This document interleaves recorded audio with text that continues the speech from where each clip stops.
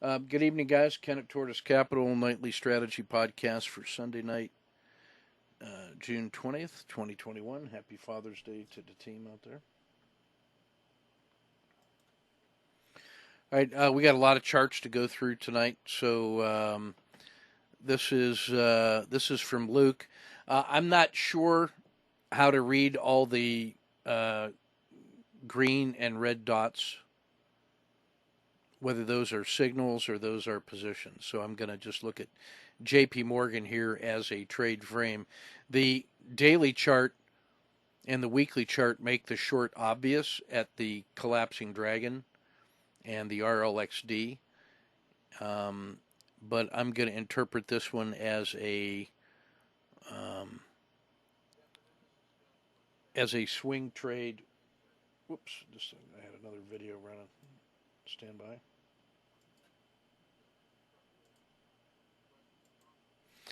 So I'm going to interpret this as a opportunity to get 1, 2, and 3 positions long on the basis of it stabilized on Friday after the big gap down, and so you've framed this off of that closing hourly doji on the short side, like a breakdown of the Z of the lowest low, breaking out below Z2, but waiting for a break above the high of the day to get long, using the range risk and looking to see a quick move to fill the gap, and then adding a second position if it takes out Thursday's low. So that's all very reasonable. This looks probably like a 5-day down.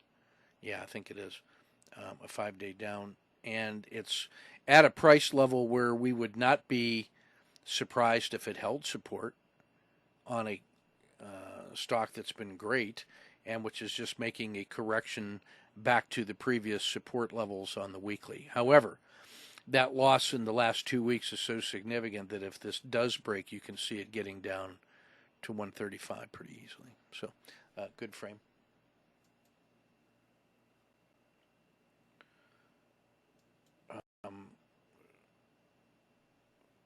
Is that the same one? Oh, I'm sorry. That's the same. I think that's the same chart.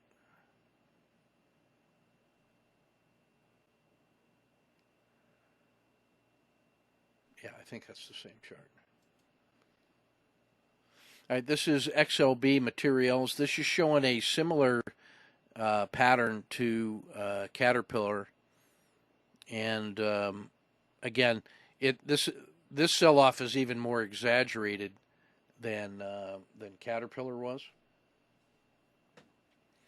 and you can see that Luke has this framed in both directions. Very tight risk box, and then looking for a second position if it breaks down below Z2, and he's framed a number of logical places where he would be willing to add positions. And it's important to know this thing can get a pretty long move. It could get up to the second position entry here. And I want you to notice that what he's got is he's prepared to enter intraday when it breaks out above the green box, and then he's noticed the mechanical entry would be here. So if we do get a strong move out of the green box, he can already start taking intraday positions on shorter time frame, and then the mechanical entry is kind of a confirmation that the recovery is working. So this is typical of a critical state trade. The trade to the downside is the easier one to believe in, but that means the one to the upside could also be very good. All right, here's a crude oil trade in the futures. Let me zoom in here a little bit. And this is from Lynn. And so he notices the collapsing dragon entry here, nails it, gets the second position in, and with a good cover here at 70.72, very near his target, 1.25 R.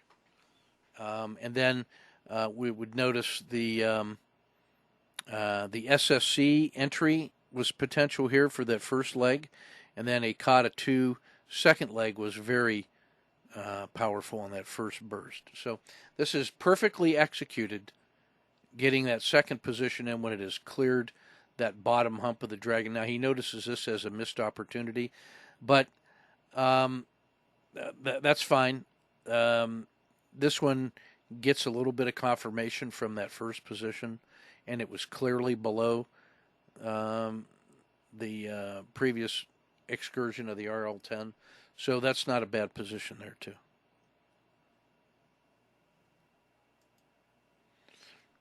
Here's a 1, 2, 3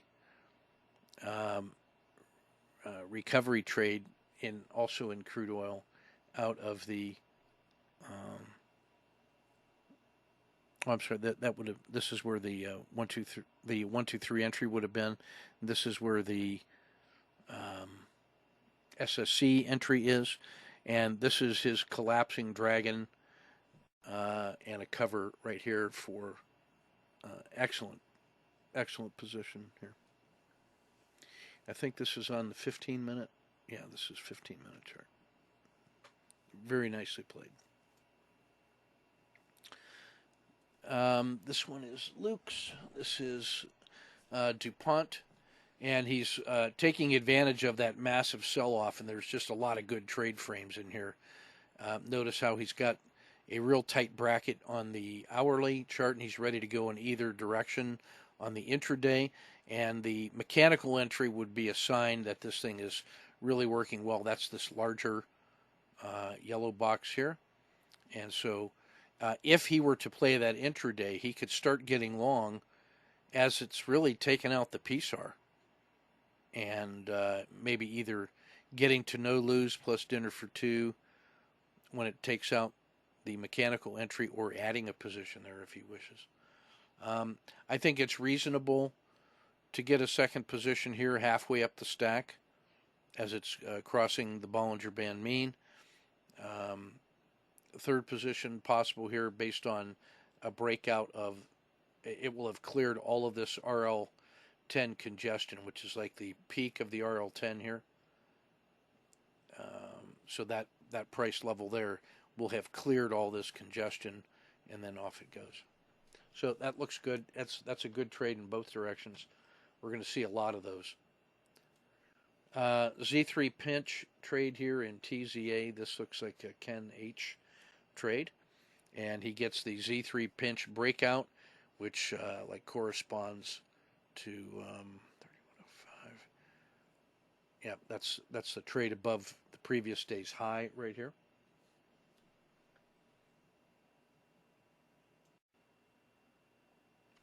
All right, so this is a TZA breakout from the Z3 pinch. That Z3 pinch occurred at the previous, or that morning's like a consolidation off the low. And so he's able to get the first leg in. His question was, did he move to no lose plus dinner for 2 more quickly? Absolutely not. I'd rather lock in 0.5 and then just re-enter in a measured way, because if this, you don't know that it's not going to come down and scratch you and then return back to the congestion zone in the dragon. That's the least surprising move, and you only got a 10-cent risk in here. So make bank and then re-enter for an R. That's fine. Now, if anything, this could have been a little quicker on the PSAR flip. And then, as you note, that this probably could have scratched or a fractional gain. If you go from PSAR dot entry to PSAR dot capture, then you would make a little bit of bank on that one. I'd rather always get out too soon and then figure out how to re-enter. All right, here's IYR. This was the most excellent swing exit off of 2 positions at 103, and it pulled all the way down to 101.40, and that's what this trade looks like expressed over the hourly charts. That's a really good exit. This was tempting, but it did not hold. There was a potential another short, but going into Friday, I'm not upset that we don't get that one. But that's a really good, very efficient trade on LYR. This is AMRC, engineering and construction, a nice expanding or emerging dragon Z3 pinch breakout here. Good second position and even better quick exit on this collapse in here. Very nice. Potential kata twos in here. But that's a pretty good second entry. The exit is better.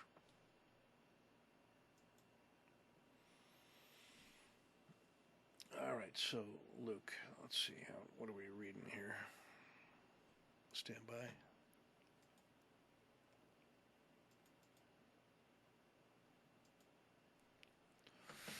All right, so we've got a trade frame on Apple here, and we're looking at a kata 2.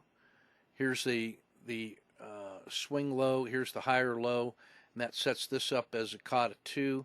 So he's ready to take this trade as soon as it breaks above the yellow box, ready to go, with a risk down here at the previous swing low. I might even trigger that one at the bottom of this RL10 down here, if I'm being honest. I don't know if I'd have to wait that long. And I think I'd want to be short at this green plus.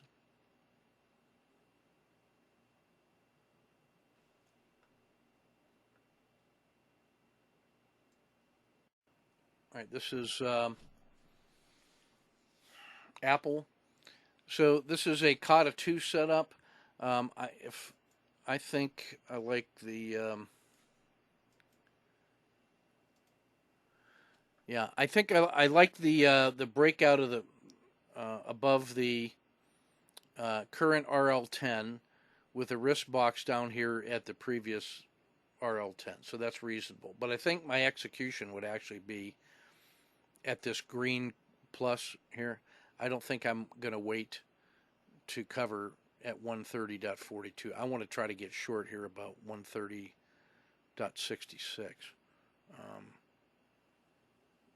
And then I think I'd be adding a second position if it breaks below 130.42.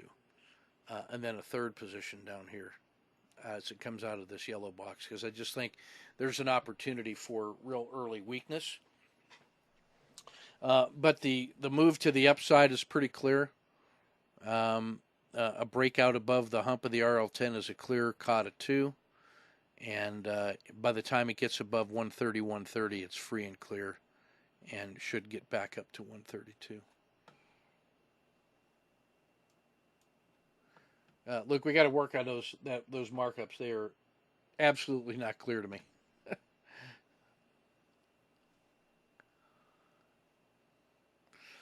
All right, so this one is a frame in Brazil.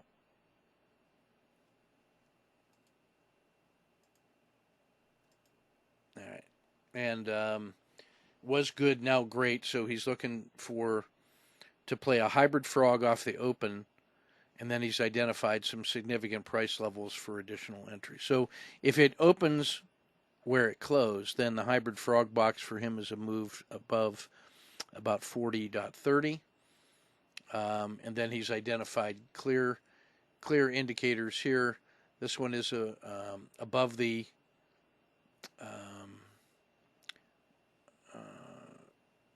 Bollinger Band mean en route to, this is a breakout of the river. This is a breakout above the previous hump of the RL10 and so forth. So he's got clear indicators of where he can start building those positions to the upside. The downside trade, to me, waiting for this short down here feels like it's waiting a long time. I think I would go where the green cross is at the breakdown below the RL10. But I like that. Brazil is always a good trade as a hybrid frog. Devon Energy, same condition. I think the breakdown, I would be getting short um, at 26.75. I don't. I think you're telling me here you're waiting for it to break out of this yellow box to the downside. I'd be getting short as soon as that triple bottom breaks and the Z3 pinch breaks. There's no reason to wait. Um, if it's going to work, it's going to work right away. So you want to be on it right away. And then by the time it comes down to where you want to enter, you are deep in the money. These are all good price levels to add additional shorts. And the trade ladder on the way up looks reasonable as well. So that's going to be a good hybrid frog on Monday. XLK had really poor closing along with all the tech. On this one, this is another one where I'm not going to wait that full hybrid frog box to get short. If it breaks below that previous RL10, I'm going to be short at 142. No reason to wait.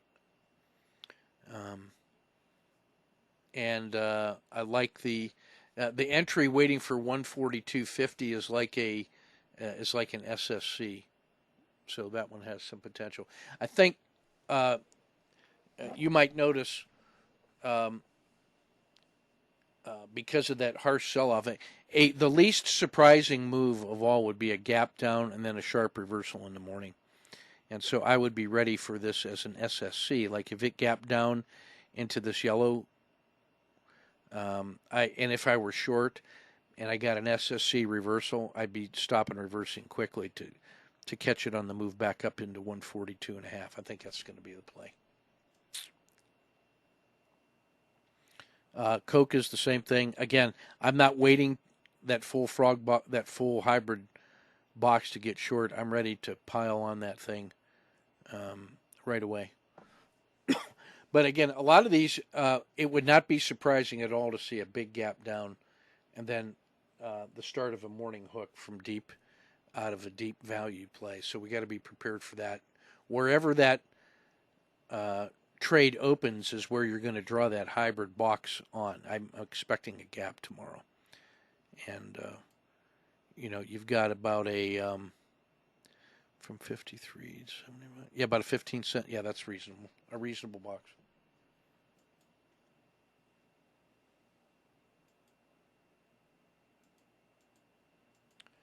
Here's a Ken H trade frame.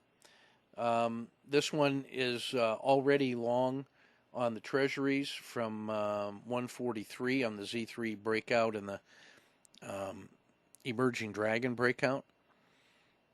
He's looking to add a second position above 146 with about a $1.50 of risk. I think I'd have maybe just $1 risk on that, or even 75 cents to add another position. Like I don't want to let that thing come all the way back below 144 before I trigger. I think that's one that could also really benefit from a gap up. If we saw the markets gapping down tomorrow, then that gap up could be really amazing. Let me check the futures real quick.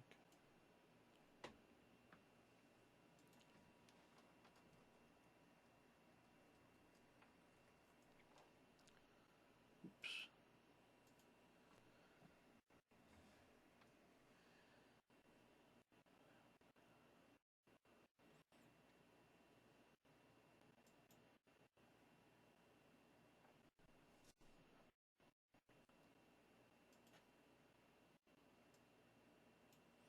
Yeah, we're still the futures are improving, so it was looking like a much worse entry. So um,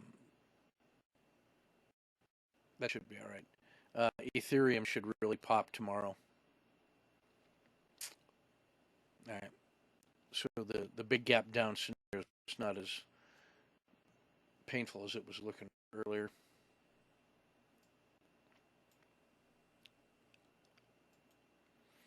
All right, let's get back to business here.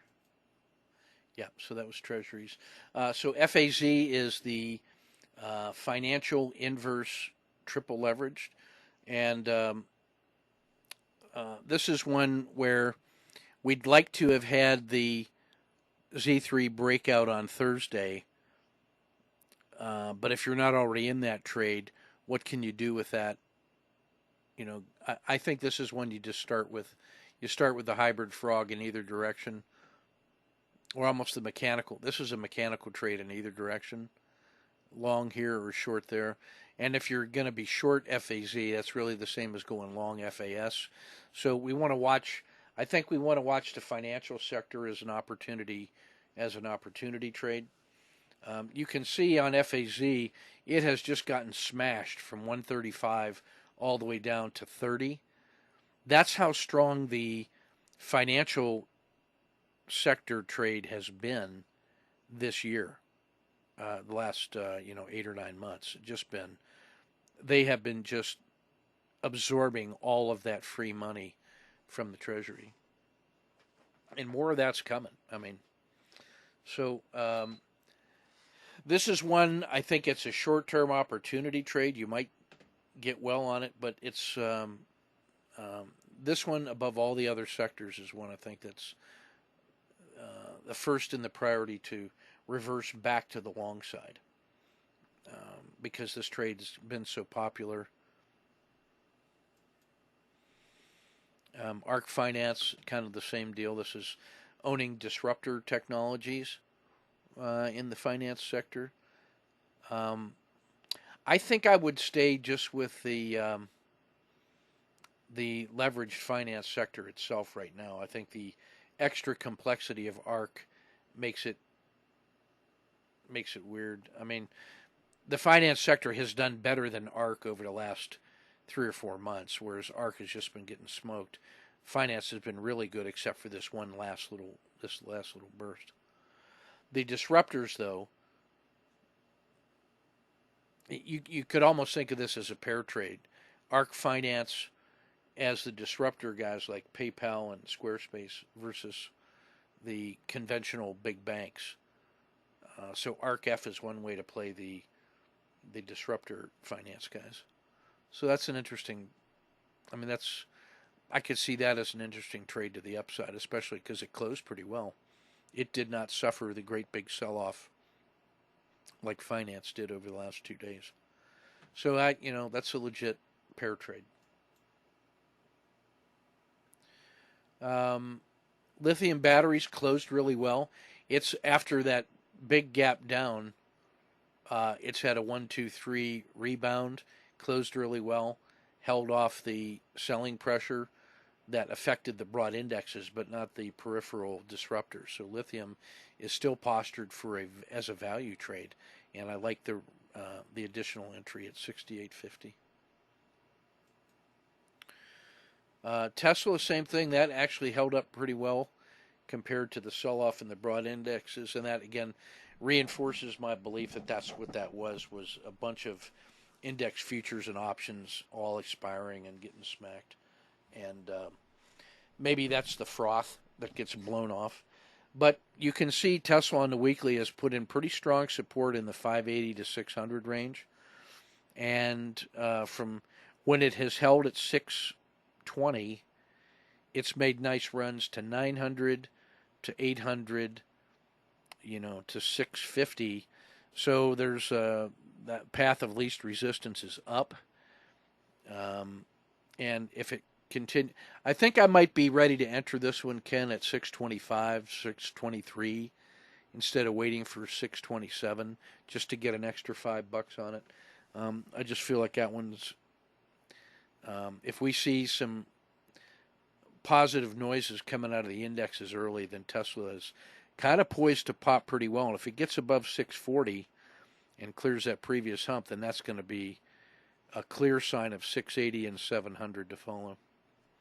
So that'll bear watching.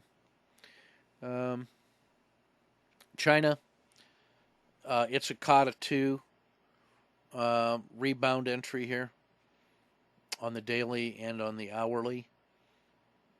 I think that's a low risk trade up to 46 and a quarter. That's a dollar on the upside, and you're only risking 20 cents.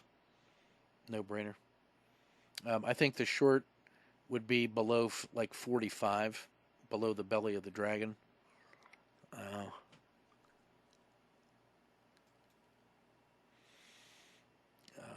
Lemonade, financial services sector, and insurance.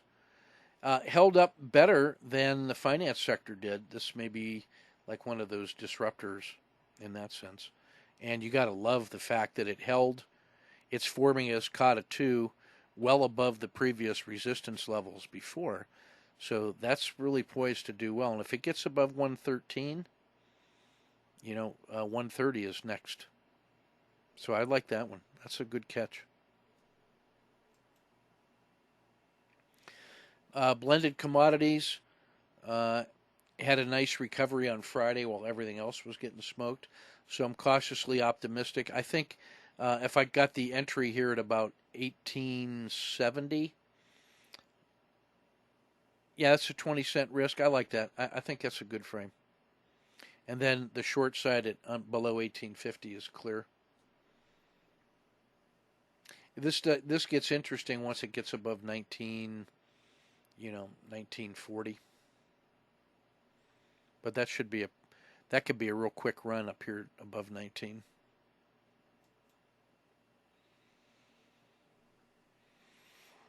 VIX is at a natural short-term profit point. This is where it collapsed last time at 35 all the way back down to 31. That's about the normal size for that 5% correction that we've experienced.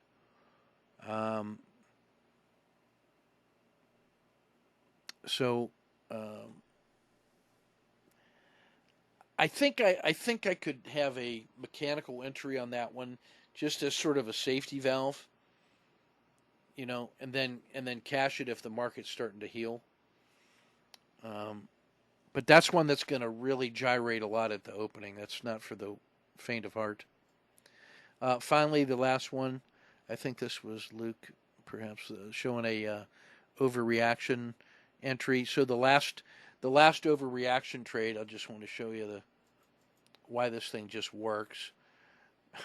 It causes you to buy at uncomfortable moments and cashes when it gets to the far side of the dragon and everything feels like it's back to normal. Then the edge is over, and that's what this one does. It's ready to go and ready to pop again, just like it did here and here and here.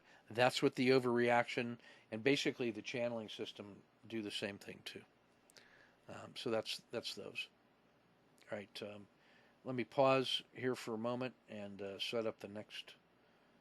I want to. All right, so we had a really good coaching session this morning, and we were kind of reviewing some longer-term lessons learned and grinding, and we were thinking out loud about Ken H's great performances. And I wanted to capture some of the big ideas. The first one is the way of the sword. So the way of the sword is the way of action. And what you need to do sometime is to go watch that hour or 90-minute long documentary on the making of samurai swords. And you need to watch the whole thing and not the 7-minute highlights of it. Because you need to feel the grind that those guys go through. It's like a 72-hour, 96-hour process where the sword master isn't going to sleep. And it starts with how they make the fire and start heating and then bending and smashing the metal and putting it back in and checking it all along the way to make sure that they're getting all of the metallurgy correct. And as long as it takes to make the sword, the polishing of the sword takes just as long, because it takes the polishing of the sword to bring out all of its strength and beauty and put that good edge on it, and really also to discover if there's any flaws that can be discovered once it's been removed, all the exterior material has been removed. So as long as it takes to make the sword, it takes that long to polish it.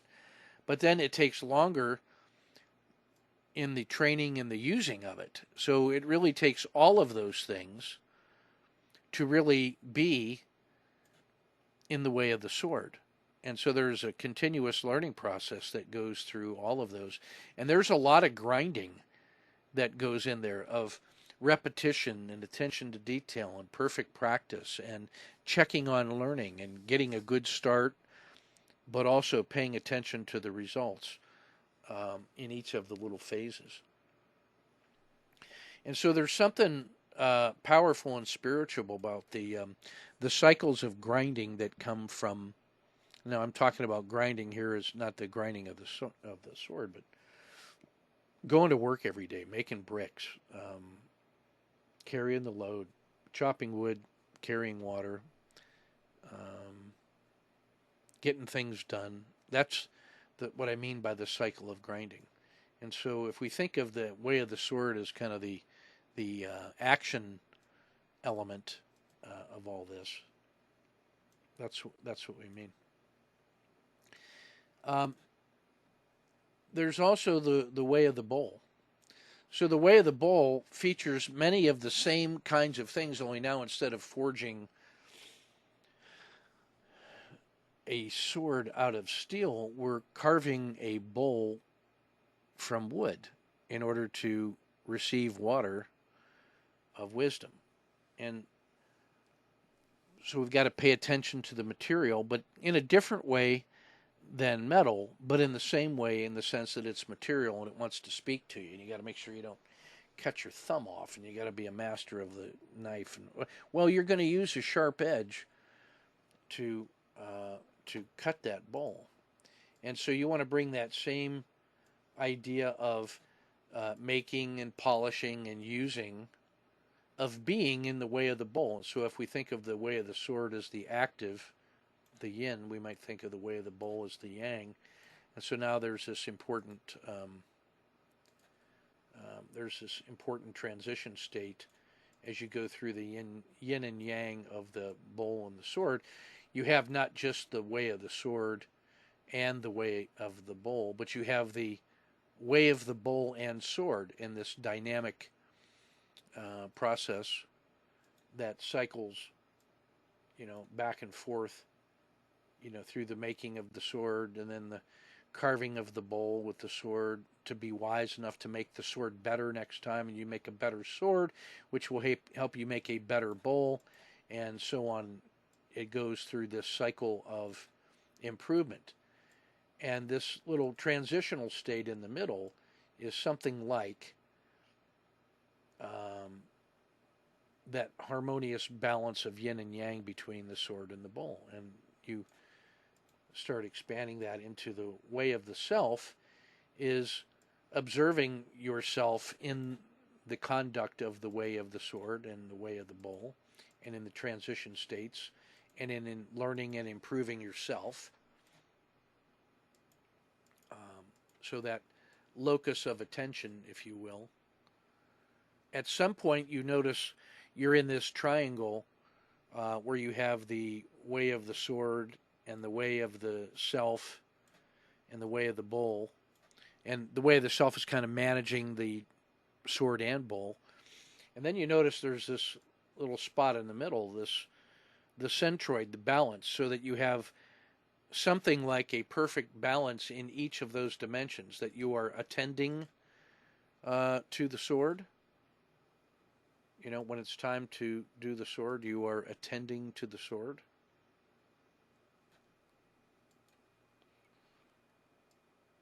And when it's time to do the bowl, you are attending to the bowl. And you're doing the back and forth between the soul and the sword and the bowl.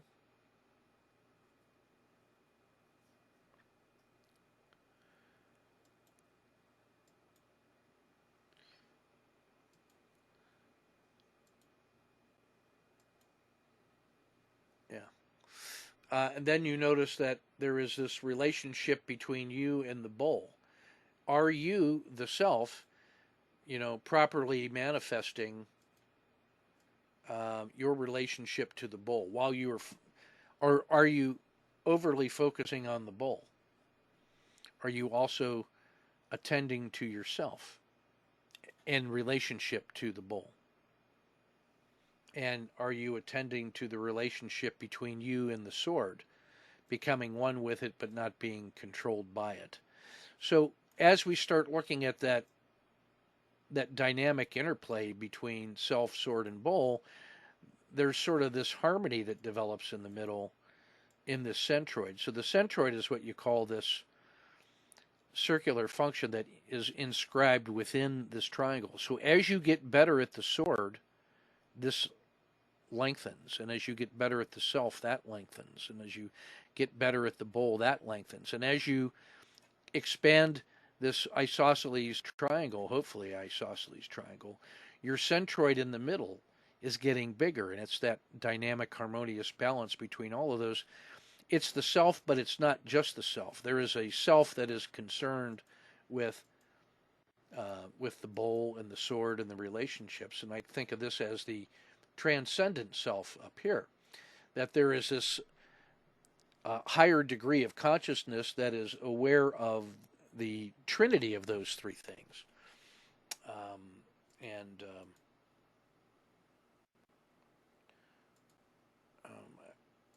I think of that as this transcendent self up in here.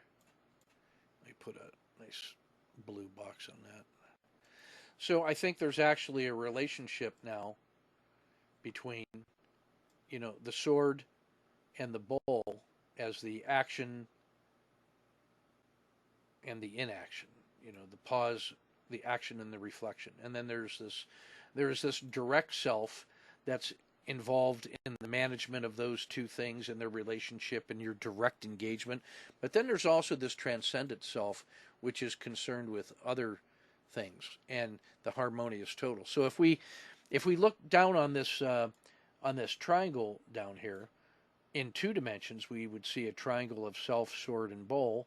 And if it's an isosceles, not isosceles triangle, what's the equilateral triangle, perfectly balanced in all directions, and we might say that our centroid is a perfect, beautiful circle, and that you got to spend time stretching yourself in action, and then stretching yourself in reflection, and then stretching yourself in your psychology, so that you are progressing in all 3 dimensions periodically, and in that way you start growing that triangle. But then that sense of transcendent self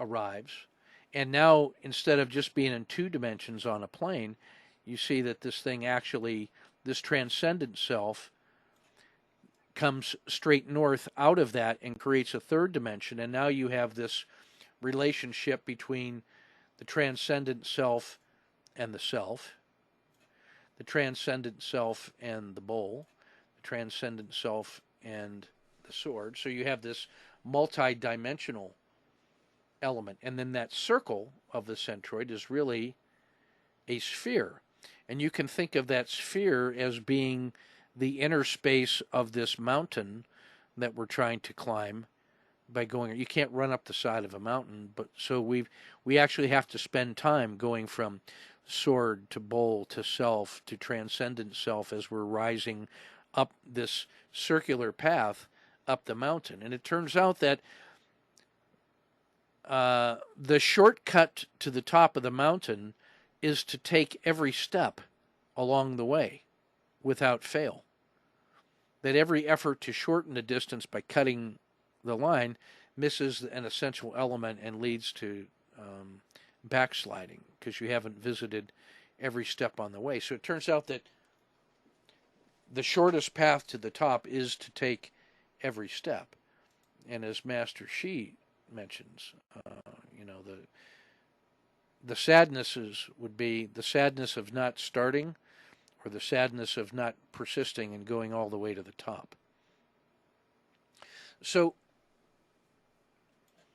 there's this sense of the making of the samurai swords and the making of the bowls and the making of the self, and I just want to talk about this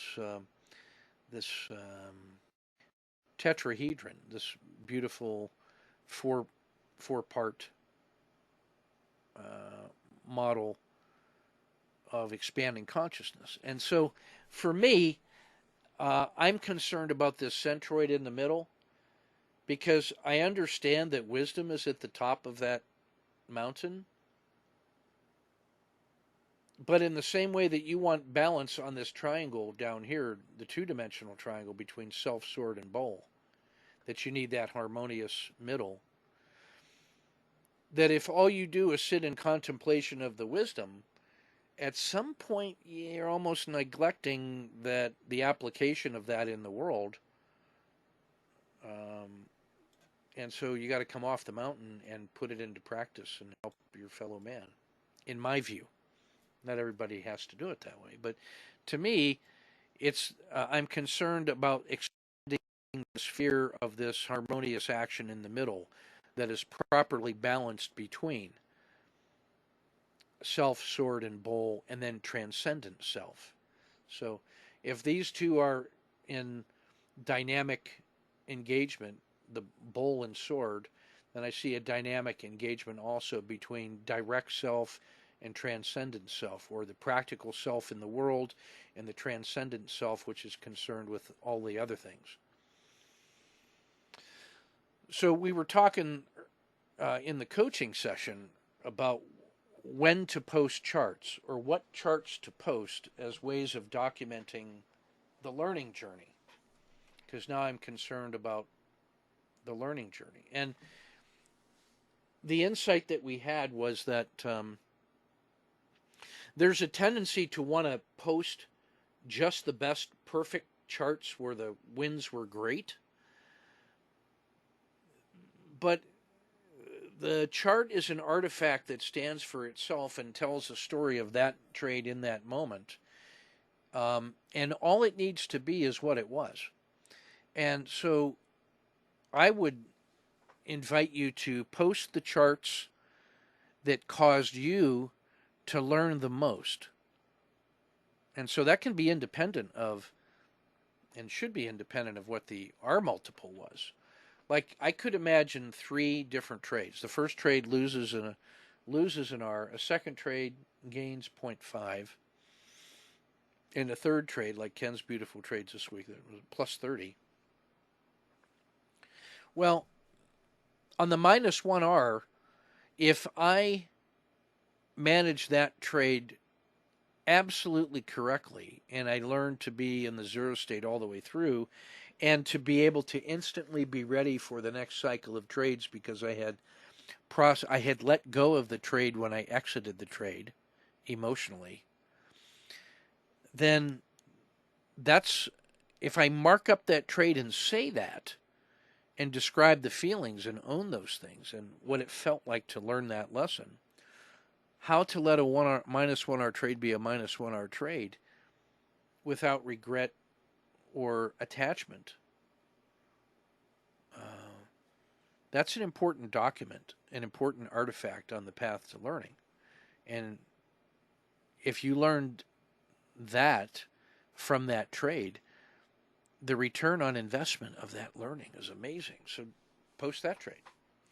And if the 0.5R trade that's all that was there when I chose my rules and recognized the pattern and took the trade, and if I was supposed to get 0.5R and I got 0.5R, so perfectly executed without attachment, post that trade, because it documents the important learning. And then I think about Ken's 30R trade. We noticed through his markups and his insights that could have been 60R. And so there's a 30R trade, and we're not posting that because it gained 30R. We're posting it because of all the things that we could learn from that chart, that sometimes those big trades happen, that it's possible to get 30R trades, and that it's possible to have missed a 30R trade for various reasons, or seen the opportunity to get another 30R that was there that we didn't pick up. So the potential learning from that trade is large, and that's why that should be posted. So on this journey of self, the way of the self, is coming back to this other diagram, was learning how to balance the sword and the bowl and to be in harmony with whichever action is going on, and then to, translate that little space in between, and so now you're oscillating in and around. If that's the way of the self, then the way of the transcendent self is that recognition of learning that goes beyond the immediacy of this plane of existence, that two-dimensional plane where we're oscillating back and forth between sword and bowl and self, but we're creating that third dimension of transcendent awareness that can observe all of those things going on. At the same time, we recognize that's part of a larger journey of phases and sequences going around and around the mountain towards wisdom, but without ever losing connection to those deep roots of practice at the application level. So there are many journeys up and down the mountain in this sense, and that what you're really concerned with is this inner harmony in this spherical centroid in the middle, which I think of as the way of the centered self, the self that can move up and down the mountain. That if you've seen the top of the mountain and then you come back down and you can tell other people what that's like, and then make that journey again, and then it's almost like the water cycle. You evaporate and you flow to the top, and then gentle rain comes down and follows the way of the water down to the bottom. So you have this endless living cycle that balances the path to wisdom and then the application of wisdom in the world. And all of that is connected through this inner centroid, the way of the centered self. And so if I borrow something from the Greeks and talk about the living in pursuit of the good, the true, the beautiful, and the just is genuine freedom, then we really are free every morning to live our life on purpose, properly, letting go everything from yesterday and taking up the task once more of just being in the world and making what we're making and polishing it and then using it and learning from it. And that whole centered process that connects wisdom and action and application. So post those charts that help you document that journey along the way, because we want to make innovation that lasts. So it's important to follow the cut and thrust of the tactical stuff, but there's also the larger things that these insights are pointing to, like the tactical trading with fractal patterns intraday is really just one way to get lots of repetitions on the kinds of trades that you use at the swing and the core. The beauty of hybrid trading is that when you see the fractal relationship between the patterns for intraday and and swing trading, you get enough practice on those that you can then apply that between your swing trades and core trades.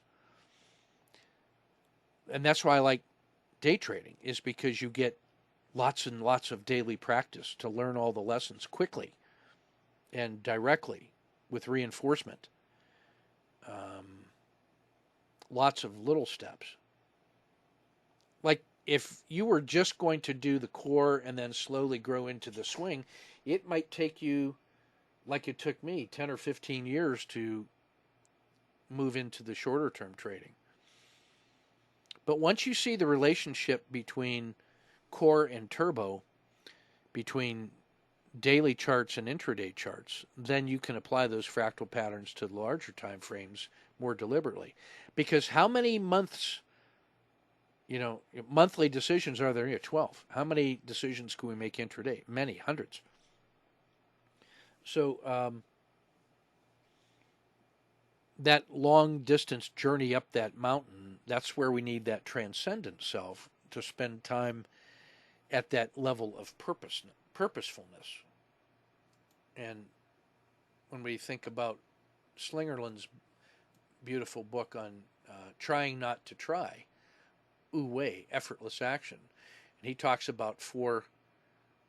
There's our little pedal again in this kind of grounded, centered space that acknowledges that each of those four ways at different times are a way to go, a way to generate effortless action, whether it's the uncarved block of Lao Tzu that deliberately steps away from all tangible distinctions and is in the world of direct experience, or at the other end of that spectrum, the world of elaborate rules and rituals and decades of effortful action that end up freeing you to do the right thing after endless repetitions of the rituals and properly going through the motions. And then Mencius, who is sort of a blend of Lao Tzu and Confucius, who says, you're not just the uncarved block, but you're not the elaborate carving either, that you can tend to the green shoots like a gardener. And don't try to stretch the plants. Let them grow according to their nature, but your nature as a gardener may help things along the way by the choices you make, properly grounded in the practical world. And, in opposition to him, or on the other side of this space, Zhuangzi, who says, seek to discover the inner nature of things and let it express them, help it express itself in the way you are in your relationship. So Mencius and Zhuangzi are intermediate positions between Lao Tzu and Confucius. And then taken together, each of those are four pathways to effortless action that are situational. And so we spend our time in this centroid, in some sense, sensing which one of those is right for that moment in time, making our choices and living with the consequences. And that's very much like this way of the bull, the sword, the self, and the transcendent self as we climb that mountain. Well, I say all that to just simply say that if we want to make change that lasts, for me, this is my current working model of the innovation formula. And I say innovation rather than just change, because there's, in a real sense, innovation is better than just change for the sake of change, because there's some sense of increasing value. And then we can say, if we are creating value, is it enduring value? So innovation is the creation of value that lasts. So if we can set aside for the moment, and we can just acknowledge the impermanence of all things. Okay, I got that. But in my worldview anyway, maybe there's a certain wisdom that sits at the top of the mountain, just says, well, everything is impermanent, so I achieved the wisdom, so I'm just going to stay there and the heck with the rest of this. Not for me. So I am engaged in the climbing of mountains and the skiing down the mountains, if you will, and helping other beings on the way and learning from other beings. So I am interested in innovation that lasts. The creation of value that endures. And so this is my current formulation of that. It starts with purpose, and you're going to multiply it by this inner brackets, right, that are additive. And then you're going to multiply it by an artifact at the end. And I want you to notice that if you don't have a purpose, then the value of that phrase is zero, and then the entire equation solves to zero. So purposeless action, it doesn't matter what else is in that formula. If it's not connected to a root purpose, then all the effort really does lead to zero. And if you don't convert all the effort in this green box into an artifact that lasts, then all of that effort erodes. And so you always want to ask yourself, how do I ratchet up my my learning in the form of an artifact? Because remember the problem of Sisyphus, who was pushing that, he was doomed to pushing that boulder up the hill every day, and just as he would get near to the top, it would roll back down again to the bottom. And he was doomed to repeat that cycle of endless, wasted, fruitless effort. Well, what Sisyphus didn't have was an artifact. What Sisyphus needed was the simplest tool known to mankind, the wedge, the inclined plane. So if we could find some way to create an artifact, a wedge, through our effort, and put that little artifact underneath, we push it up away and then lock it in with that wedge so it won't roll back, maybe there's a possibility of innovation that lasts. You know, in opposition to innovation that lasts is these three evil guys: inertia, culture, and the status quo. The three stooges, who go by the nicknames of Fat, Dumb, and Happy. So Fat, Dumb, and Happy are in opposition to innovation that lasts. Inertia, bodies at rest tend to stay at rest. If you're fat, you don't want to move. And does anybody want to argue with me that our culture is dumb? I'll take the other side of that argument. And, nothing in our culture leads us to learn genuine lessons, which are hard. Our culture gives us easy answers, which are dumb. And then the status quo is very powerful. And the reason the status quo is powerful is because most people are happy with it. If they weren't happy with it, they wouldn't settle for the status quo.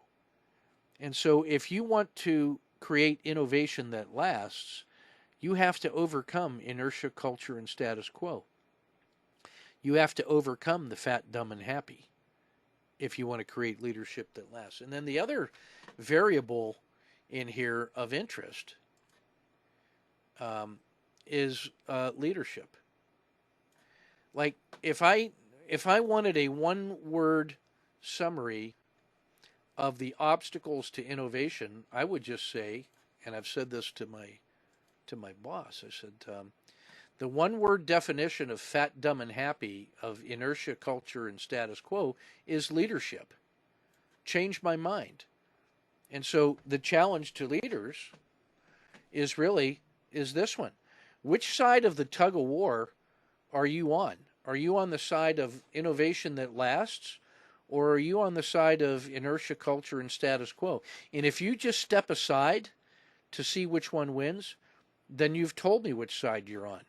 You're on the side of fat, dumb, and happy, unless you actively support innovation that lasts. So what does it take to create innovation that lasts? Well, the first thing that leadership can do is create a place of safety.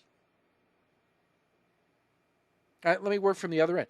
What I want is the opportunity to create innovation that lasts.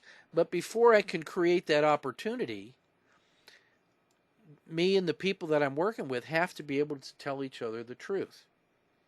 And for people to tell each other the genuine truth in a culture that's dumb and doesn't reward truth, well, the first thing I have to do is be able to trust.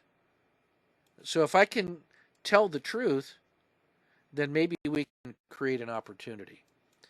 But before I can tell the truth, I have to be able to trust you. And you have to be able to trust me that the truth I'm telling you is the truth. And so the first thing we have to do for trust is create a safe space so that trust can begin to emerge, maybe. And so that maybe we can take a risk and tell the truth, maybe. And when we start telling each other the truth, we have an opportunity. We have an opportunity to make innovation that lasts. But once we've got that safety, trust, truth, and opportunity, how do we make that opportunity into innovation that lasts? And that's where this idea of the purpose, and we got to end up with an artifact. And now the inner formula. We have to have a foundation upon, and then the energy to act upon which we can set our tool, another artifact or a process. And then through the use of leverage and scale, we can generate momentum and then lock it in with an artifact. So if we don't have purpose or an artifact, then all of this effort in the green box goes to zero because it gets overcome by fat, dumb, and happy. It erodes. It doesn't persist. If you want to change the world, you need an artifact. To make an artifact, you have to have a purpose for that artifact, a purpose for the value that you want to create. Then you need a foundation on which to build, the energy to act, a tool to use. That tool can be an artifact, can be a process, a procedure, a routine, an organization, something that allows you to use leverage and then operate at scale and then build the momentum. And then that's where maybe the artifact sometimes is the wedge that we can put underneath that boulder we're pushing up a hill.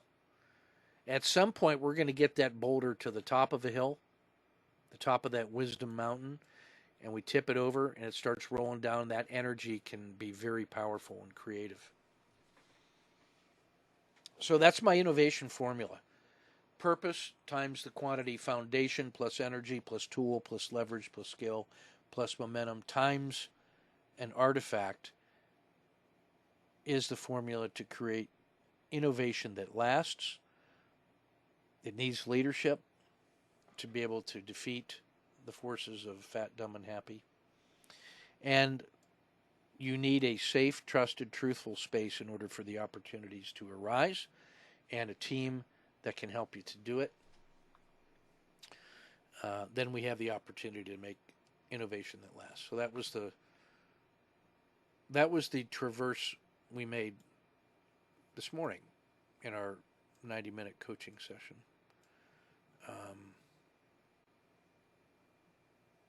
Climbing that wisdom mountain, increasing the centroid space in the middle, balancing wisdom and application, understanding how the self and the transcendent self and the sword and the bowl, all of them have their own way.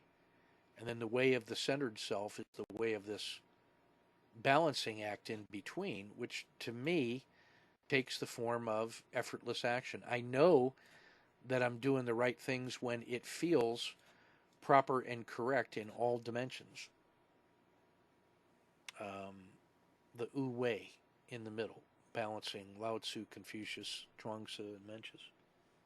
So that's what I wanted to share with you. We'll get this published and posted, and we're going to be ready for that tactical trade tomorrow. But I really want you to think about the charts that you should post. It's really the charts that you should make for your learning journal. It's the ones that learn the most, that help you document the learning that you're doing. It's not just to keep score on R's. It is to identify the lessons learned. That's what I'm looking for in the markups, is the evidence of learning from the chart, not just the this is what I did. Yeah, well, plan, prepare, execute, assess. Why did I do it? What do I want to sustain and improve? What's my focus of action? All of those little, that's the little work of sword and bowl and self. The larger scale, this transcendent self, or some of the other things that I talked about, the endurance, the relationships with other people along the way, living a purposeful life is what the transcendent self needs. It needs the way of the sword and the bow and the direct self, the practical self, in order to help climb that mountain. Because you don't just climb that mountain without support. You need the support of the sword, the bow, and the action self in order to get to the height of the transcendent self, who can then offer wisdom. But it doesn't stop there. You got to come back down the mountain and share that for the next cycle of climbing that mountain again. So that's what I wanted to say. Thanks for your kind attention, and happy Father's Day. And I'm taking vacation next week. So in the mornings, I'm running the soccer camp for the kids. I'm going to do an evening session with them from 6 to 8. So I'm either going to do the sessions at 8:30. I mean, I'm almost always starting at 8:30 anyway because I'm lazy. But if it's possible, I may do them like at 5 and then record it so it's available to you. If I can get it all done before the evening session, then I'm doing pretty good. But otherwise, I might be starting like at 8:30 after I get back from the session. So I'm going to do that for a week. All right, guys, take good care, and we'll see you tomorrow.